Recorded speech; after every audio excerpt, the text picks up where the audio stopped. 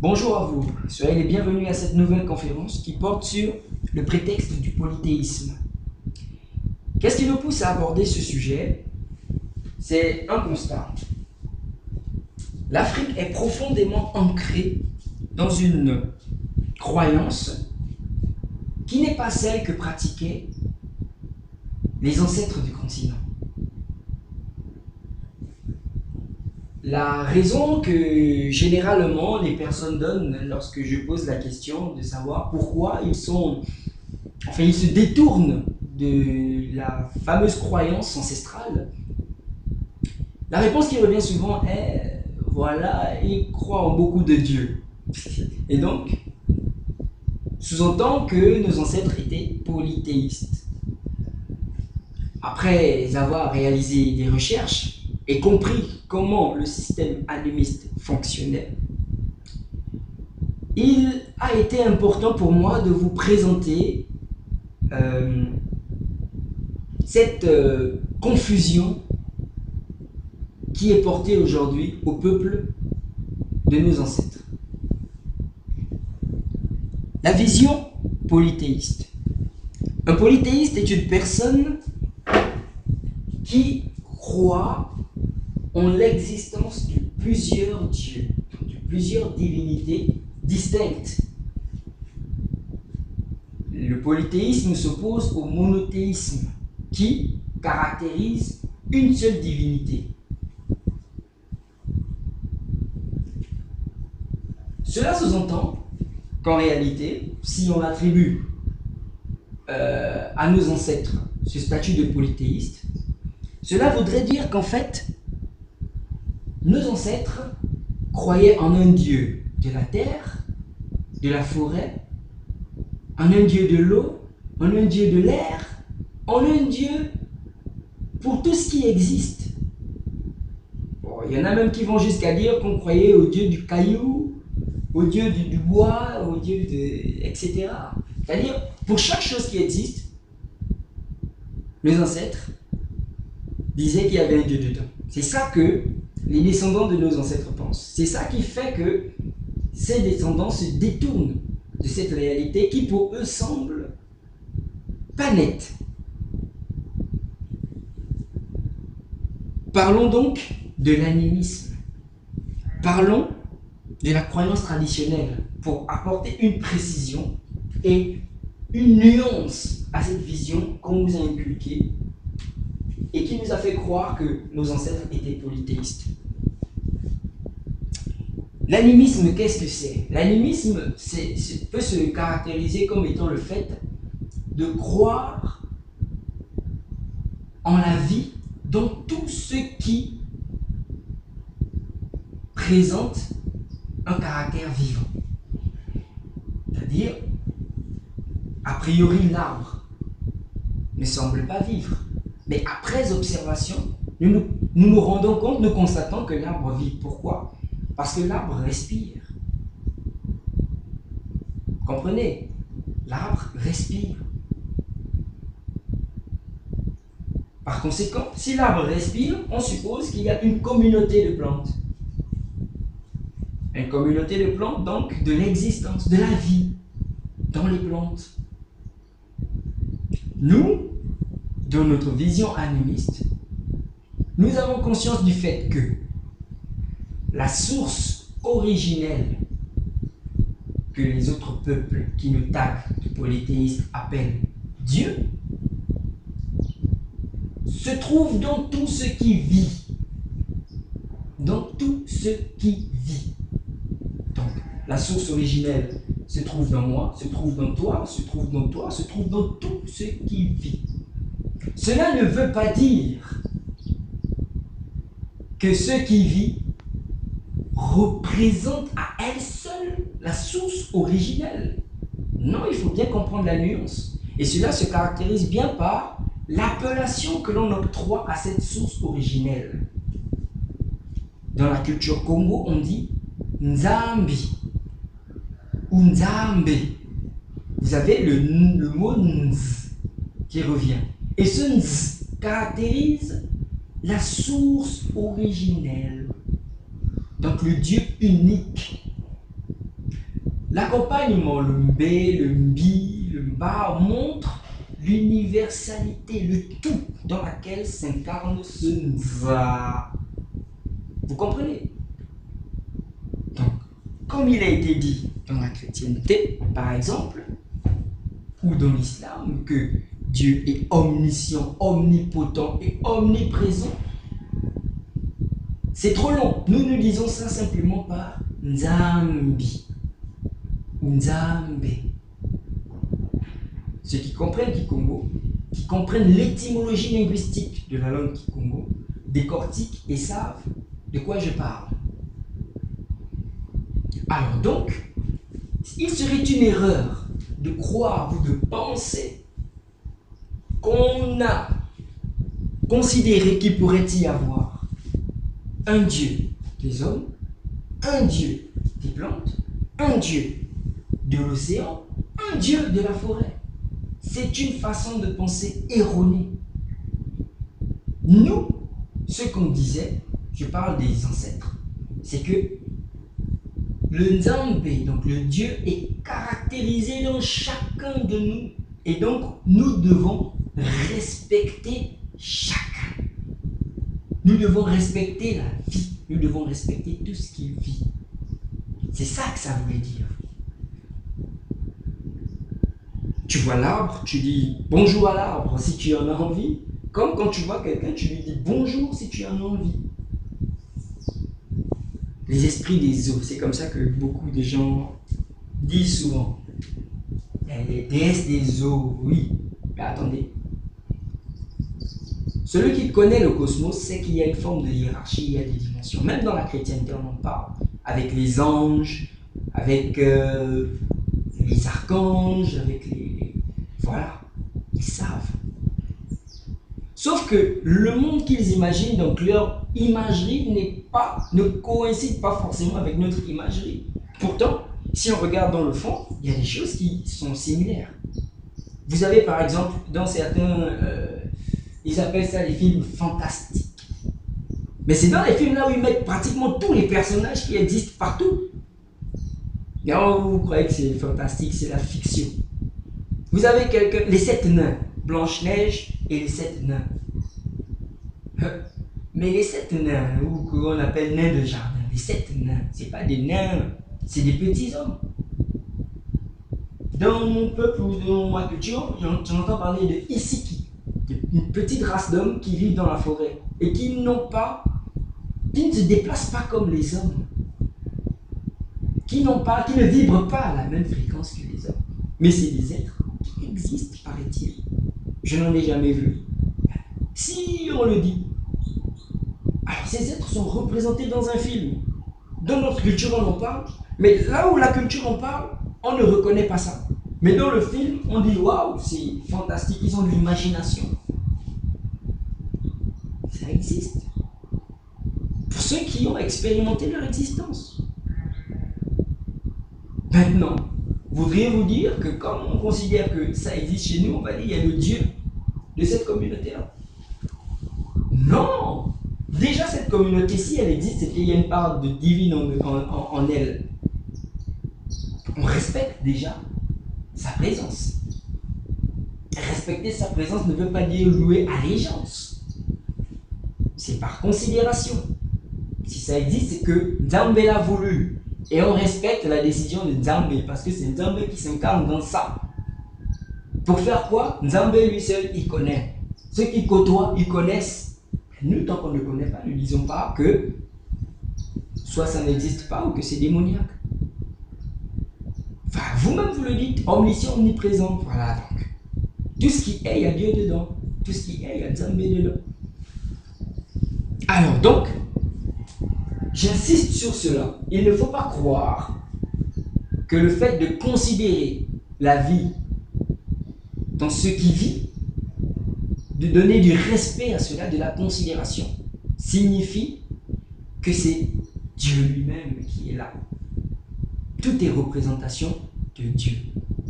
C'est notre psychologie. Sinon, il n'y aurait pas à exister le mot Nzambe dans nos langues, qui renvoie à une seule source qui est répandue. Nous disons la même chose. Alors, d'où naît la confusion? Vous avez un peuple qui vient de quelque part, qui a déjà une façon de penser, une psychologie, orientée vers la psychologie, je vais préciser, messianique, c'est-à-dire, eux, dans leur philosophie, le Dieu unique a des représentants privilégiés sur Terre, ce qui n'est pas notre psychologie à nous. Parce que nous, on dit, tous ceux qui sont sur Terre sont les représentants d'un Nzambe. Alors, un autre peuple arrive, et l'autre peuple dit, Nzambe a des représentants privilégiés, c'est-à-dire que lui, il a choisi, tel sera mon envoyé, pas les autres. Les autres, c'est, je ne sais pas, des créatures simples, selon leur entendement. La culture de l'élitisme, le meilleur, celui qui est plus proche d'eux. Nous, c'est pas ça. Alors, ils arrivent, ils voient comment on se comporte avec notre environnement, notre nature, la considération qu'on a, nos habitudes, notre culture, notre vision de la vie. Alors, certains de bonne foi s'y intéressent vraiment, d'autres pas du tout.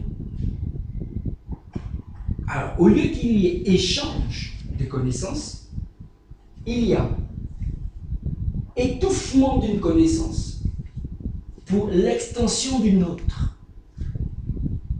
Alors, déjà, eux, ils ont ce qu'on appelle philosophes, ils ont ce qu'on appelle les hommes intellectuels. Vu qu'ils ont... Ah, ça, il faudrait que j'ouvre cette petite parenthèse. Ça, c'est pour parler un peu de ce qu'on appelait développement, amélioration des conditions de vie. Qui vous a dit que comme on vivait dans le temps, on n'était pas heureux?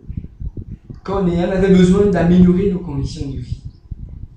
Nous étions comme tout le monde, nous avions des constructions, nous avions des maisons. Hein?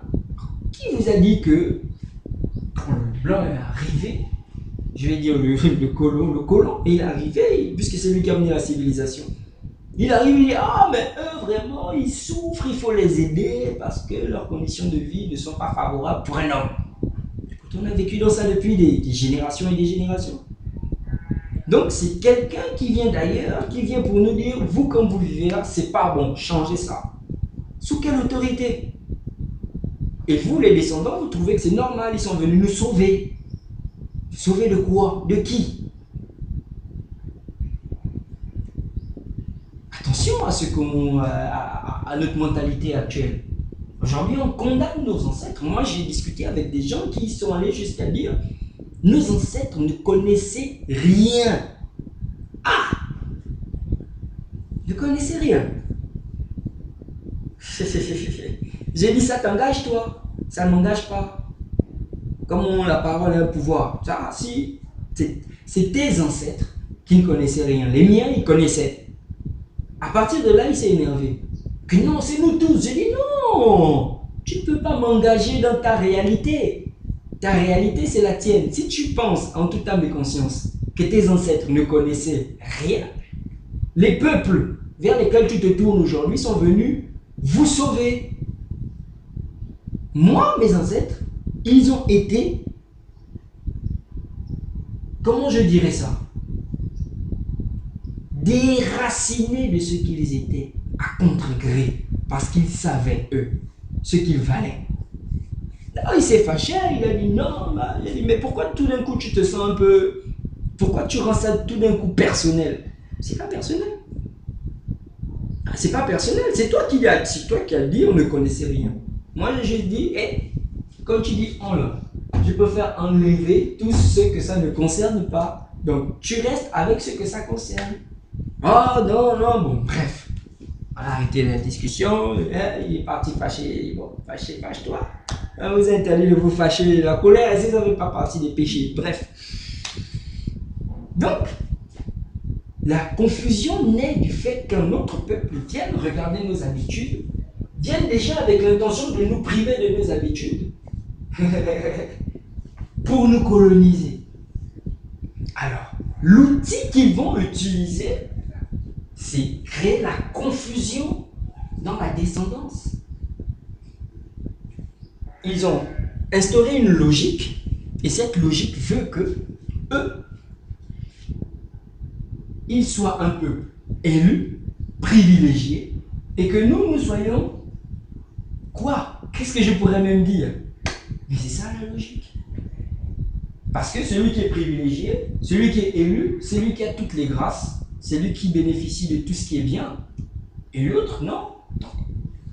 En se déconnectant du peu, comme on va dire ça comme ça, du peu que nous avions, nous sommes carrément débarrassés de la totalité de ce que nous sommes.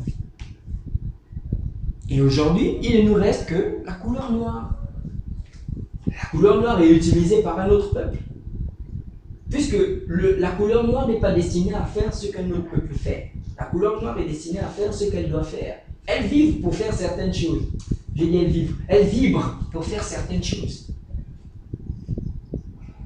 Donc la confusion, je répète encore une fois, la confusion naît du fait qu'il y a eu ce rapport de domination. Et cette confusion est née pour montrer qu'en fait, nos ancêtres étaient dans le faux parce que la nouvelle logique, c'est celle que nous vous présentons. Et c'est celle-là qui est juste. En grandissant, vu que depuis tout petit on adhère à la logique, on ne cherche plus, on ne trouve plus l'intérêt d'aller quand même voir le fond de ce que faisaient nos ancêtres. Tag, polythéiste. Polythéiste, attention. Maintenant, vous avez donc pu comprendre quel a été le but de la propagande du polythéisme. Qui selon vous ça a arrangé? Quand vous voyez dans les faits, qui est-ce que ça a arrangé? Cela nous emmène à parler donc, c'est le dernier point, de l'impact psychologique. L'impact psychologique fait que dans cette nouvelle logique, pour les descendants, nos ancêtres étaient dans le faux. Et comme ils étaient dans le faux, nous ne pouvons pas suivre leur chemin. Mais c'est ça la réalité. C'est ça qui se passe. Les descendants de nos ancêtres se détournent du chemin des ancêtres parce que quelqu'un est venu dire que nos ancêtres étaient dans le faux et par conséquent, comme nous sommes d'accord avec ces gens-là, nous disons aussi que nos ancêtres étaient dans le faux. Et c'est ça qui amène des gens à aller jusqu'à dire ils ne connaissaient rien. Mais celui même qui dit il ne connaissait rien, là, lui, il ne sait rien de ce que ses ancêtres savaient. Donc voilà quelqu'un qui est bien moulé dans la nouvelle vision, dans la vision importée. Quelqu'un qui ne sait même pas qui il est lui-même, en fait. Il est juste noir dans un monde où il y a une diversité épidermique. Bon, c'est pas méchant, hein, c'est pas méchant, c'est un constat, c'est un fait. Donc, l'impact psychologique, c'est ce que nous voyons aujourd'hui. L'Afrique n'a rien à présenter, à proposer au monde par ses fils qui sont déconnectés d'elle-même. Hein? Un Africain va aujourd'hui aux États-Unis, un Américain de souche va regarder l'Africain, il va dire ouais, toi tu viens d'où? Tu es noir, tu viens d'Afrique, ouais. Mais après, à l'heure de la prière, il voit, il met la date, il prie. Il dit ah, mais ça c'est les Arabes. D'un autre côté, il y a un Africain, il va en Inde, l'Indien regarde, il dit ah ouais, toi tu es Africain, tu vois. Bah, il va, à l'heure de la prière, il rentre dans l'église. Il dit ça c'est les Occidentaux. À ce moment, qu'est-ce que l'Africain présente aux yeux de l'international qui caractérise ce qu'il est? L'Africain se balade partout, il n'y a que la peau. Il n'y a que la peau. Il faut maintenant qu'il se tourne vers ce qu'il y a dans la peau, le savoir intrinsèque, le savoir des ancêtres. Parce qu'ils savaient, ils avaient une forme de connaissance que les autres peuples n'ont pas forcément. Et c'est dans ça que nous pourrons proposer quelque chose de concret pour l'avancée de la communauté internationale. Nous copions. Ils créent là-bas, ah nous aussi on doit reproduire. Ils font là-bas, nous aussi on doit reproduire. Mais qu'est-ce que nous produisons? Hein, on dit on n'a pas les outils pour produire. Oui, mais Tout va déjà de la façon dont on conçoit la réalité. On regarde la réalité sans voir ce qu'on a à notre portée, sans voir ce qui est de disponible que nous avons qui pourrait permettre de transformer cette réalité. Hein? Si on a un outil, si on n'a pas le matériel de transformation qui vient d'ailleurs, on ne peut pas le transformer. Mais quelle psychologie! Donc sans les autres, nous ne sommes rien. Nous sommes juste des noirs qui existent. Arrêtons ça. C'est ça la psychologie. Hein? L'impact psychologique. Aujourd'hui, les noirs, en majorité, sont orientés vers ce qu'ils ne sont pas eux-mêmes. Et donc valorisent ce qu'ils ne sont pas. Et dans ce cas, le monde entier ne connaît pas ce qu'est le noir. Et conclusion,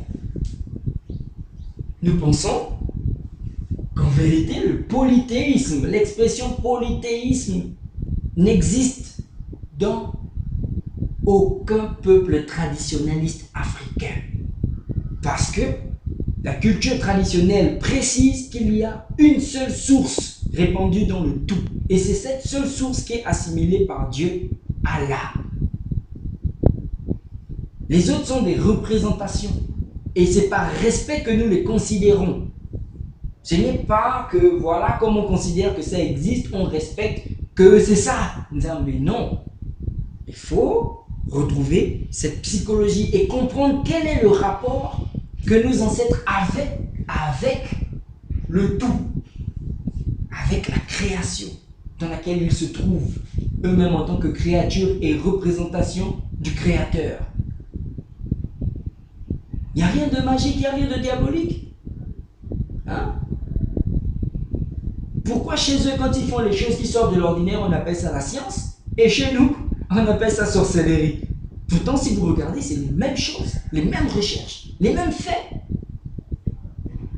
Nous devons reconsidérer, parce que l'impact psychologique a voulu provoquer ce qui se passe aujourd'hui.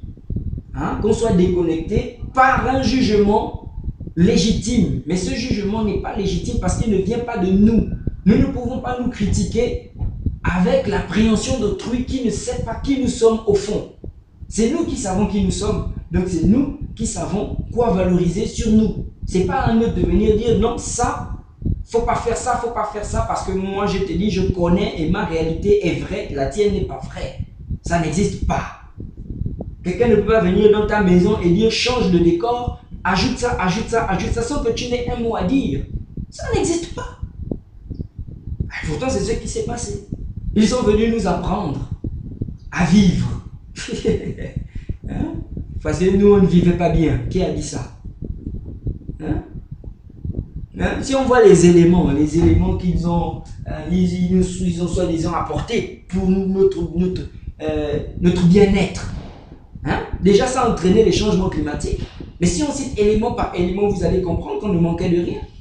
Ils ont mené l'hôpital, la médecine. Mais qui vous a dit qu'on ne se soignait pas?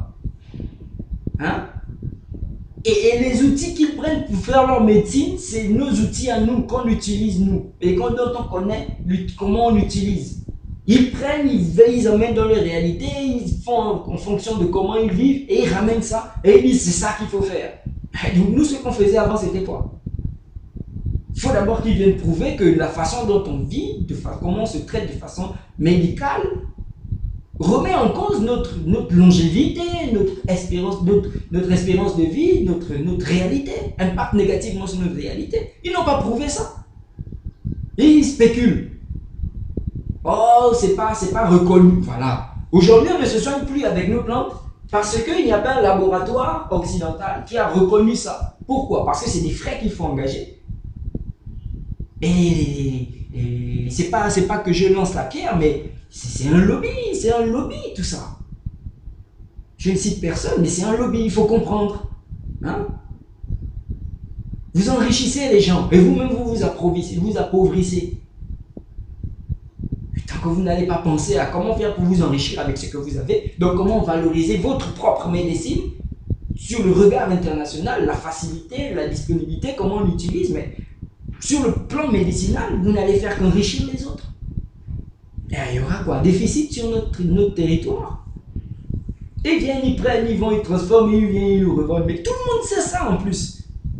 Pourquoi ne pas régulariser à notre niveau? Pour qu'on n'ait plus besoin qu'ils prennent, emmènent et ramènent. On régularise à notre niveau, pas pour la transformation, mais pour l'utilisation. On a consommé ça pendant des années. Personne n'est mort. Maintenant, c'est aujourd'hui parce qu'on a mené une nouvelle vision que les gens, avant, ils mouraient. C'est quoi ça? Hein? Ils ont amené la médecine, on se soignait déjà. Ça, c'est un. Ils ont amené les écoles. Soi-disant, on ne s'instruisait pas. Mais regardez, les écoles qu'ils nous ont amenées, c'est les écoles pour nous apprendre ce que eux, ils voudraient qu'on sache. C'est pas notre histoire qui est dans le livre d'histoire. La science qu'on apprend, c'est la science qui dépend de leurs instruments. Hein? Quoi encore? Il y a plein de choses. Tout ce qu'on apprend ici sur notre continent, c'est ce qui est en rapport direct avec eux, pas avec nous-mêmes.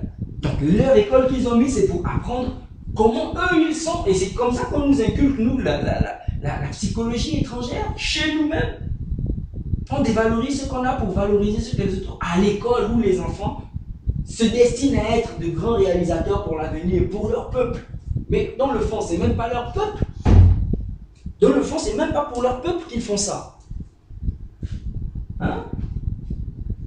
Donc, il faut voir la réalité. Les écoles chez nous, c'était les centres d'initiation. Hein? Les manjas. C'est ça l'école. L'école, c'est la vie. Les expériences. C'est pas un endroit où on est cloîtré, où il y a quelqu'un qui a un bâton qui dit bon, voilà, fais bien ou je te tape. Non. L'école, c'est toi, tu expérimentes, tu apprends. Après, il y a l'autre école où on apprend à vivre en communauté. C'est comme ça. Ils ont appris quoi? On manquait de quoi? La nourriture? Quoi? Comme on voit, ils font les dons, soi-disant leur propagande comme heure de faim. C'est eux qui ont créé l'État là, avec la conquête. Hein? Leur conquête a fait qu'on bousille tout ce qu'on a, qu'on se détourne de tout ce qu'on a. Et maintenant, on ne sait même plus comment utiliser ça pour vivre dedans. Famine. Hein? Sans compter ce qu'ils font en secret. Ça, je ne sais pas, mais je sais que... Voilà. Je ne peux pas tout dire aussi. Donc, attention. La religion, ils nous ont apporté la religion. Hein? Avant de dire la religion, comme ils nous ont apporté à manger, est-ce qu'on mourrait de faim? Vous avez déjà vu un peuple traditionnaliste, hein, qui est dans un endroit, son environnement et qui meurt de faim? Vous avez déjà entendu un pygmée là-bas? Bon, comme on ne parle pas aussi beaucoup d'eux, mais vous allez entendre, ils sont dans la forêt, il y a tout ce qui est dans la forêt, et ils meurent de faim sans que quelqu'un d'autre ne soit venu impacter sur son territoire. Vous n'allez jamais entendre ça. Donc, arrêtez. Ils ont emmené la religion, voilà. Peuple élu. C'est ça la religion, hein? Peuple élu. Le peuple qui est destiné à unir tous les autres peuples. C'est ça. Les gars, il faut canaliser tout le monde parce que nous, on doit les canaliser. Nous sommes les élus. Nous sommes les privilégiés. Mais on revient sur le terme privilégié. On ne peut pas quitter d'une conception où on dit qu'on reconnaît le Créateur dans toute sa création et venir dire qu'il est dans une partie de la création, qu'il n'y a qu'une seule partie de la création qui peut avoir un lien ou un rapport avec lui et le reste quoi? Donc nous on parle à qui? Si eux ils sont peuple élu, nous on n'est pas élus, donc nous c'est qui? Nous. On parle à qui? On vient d'où? On vient de qui? Hein? Attention! Avant de dire que voilà, nous sommes égarés, ce qu'on nous a inculqué, il faut savoir comment nous on faisait pour que nous-mêmes, avec notre raison et en pleine conscience, on puisse dire oui, on était égarés ou pas. Parce que dans tous les cas, c'est une idéologie qui vient d'ailleurs. Et il y a des contextes. Quand le Messie est né chez eux, c'est parce que chez eux il y avait des problèmes. Quelqu'un s'est déjà demandé à l'époque où le Messie est arrivé pour faire sa prophétie, nous comment on vivait? De quoi est-ce qu'on avait besoin? Moi, je dis, prenez le Messie, mettez-le au royaume Congo, vous allez me dire qui va sauver là-bas. Et vous allez même me dire si on serait allé jusqu'à le crucifier. C'est pas notre réalité. Là-bas, on crucifiait les gens déjà depuis des années et des années. C'était la condamnation ultime des plus grands bandits. Chez nous, c'était quoi qu'on faisait? À la limite, quand tu es un voleur, on t'écrit sur le corps pour que tous les autres peuples voient que tu es voleur. C'est ça nos sanctions, des choses qui marquent, mais pour que vraiment on te distingue. Et là-bas, on crucifie. Et vous croyez que vous prenez le Messie, là, à l'époque où il est venu, ou dans son peuple où il y avait les problèmes, là, vous le mettez chez nous. Vous croyez qu'on va le crucifier? Vous connaissez comment on pensait, comment on réfléchissait. Donc, il ne faut pas penser qu'ils sont venus nous sauver avec leurs habitudes. Nous avions nos habitudes qui cadraient avec notre vision de la vie. Et tant que vous ne connaissez pas quelles étaient ces habitudes, quelle était cette vision, arrêtez de dire que nos ancêtres étaient dans le faux. Tout ça, c'est le fruit de la propagande. C'est l'impact psychologique de cette propagande. Polythéisme n'existe pas. En tout cas, pas dans le peuple traditionnaliste. On ne croit pas en plusieurs dieux. Il y a Nzambé au-dessus qui s'incarne dans tout ce qu'il y a en dessous. Ils ont dit Dieu, les anges, les archanges, les petits anges, là, comment vous les appelez. Voilà, il y a tout ça. Chez les Arabes, il y a Dieu, il y a les djinns, il y a je ne sais pas quoi. Chez nous aussi, il y a ça, il y a ça, il y a ça. Je vous ai parlé de Blanche-Neige, de cette naine, ou bien dans d'autres dessins, ils mettent les trolls. Les trolls, mais les trolls, c'est ça, c'est les petits hommes. Quand vous avez vu, il y a une diversité d'animaux, là. Il y a une diversité d'êtres. Ça ne s'arrête pas à ceux qu'on connaît. Ça ne s'arrête pas à ceux qu'on connaît. Maintenant, il y a d'autres qui vibrent, qui ne mangent pas n'importe quand comme nous, qui les voient. Eux, ils les voient, ils les côtoient, ils les machins. Ça ne veut pas dire que nous, on doit dire que ça n'existe pas, ou que c'est diabolique, ou quoi que ce soit. Si toi, tu connais un Américain, que moi, je ne connais pas un Américain, c'est pas parce que l'Américain, je ne le connais pas, que toi, tu côtoies un fantôme. Il faut bien comprendre ça. Voilà. Donc, en conclusion, là, j'ai conclu vraiment. Vu que j'ai ouvert encore une petite parenthèse. En conclusion, le prétexte du polythéisme a été engendré pour détourner les descendants de nos ancêtres de la réelle vision de nos ancêtres. Pourquoi? Pour valider la logique importée selon laquelle il n'y a qu'un seul Dieu et que toutes les personnes qui ne croient pas en ce Dieu-là, qui ont des intermédiaires autres que les intermédiaires proposés par ce Dieu-là, sont tagués d'être déjà condamnés parce qu'ils ne suivent pas la croyance de l'élu, vu qu'il y a un prophète, il y a un Messie. Mais aussi que ces peuples-là sont égarés. Égarés dans le sens où, peu importe le chemin qu'ils vont suivre, parce que même entre les religions, messianiques, là, il y a une zizanie. Excusez-moi, je vais encore ouvrir un peu la parenthèse. Il y a une zizanie entre ces religions-là. D'abord, dans le christianisme lui-même, tu as je vais appeler ça des castes, des clans, il y en a ici qui disent non, on ne doit pas prier comme ça, l'autre là-bas il dit non. À un détail près, on crée des scissions. Ça, c'est une famille fragile.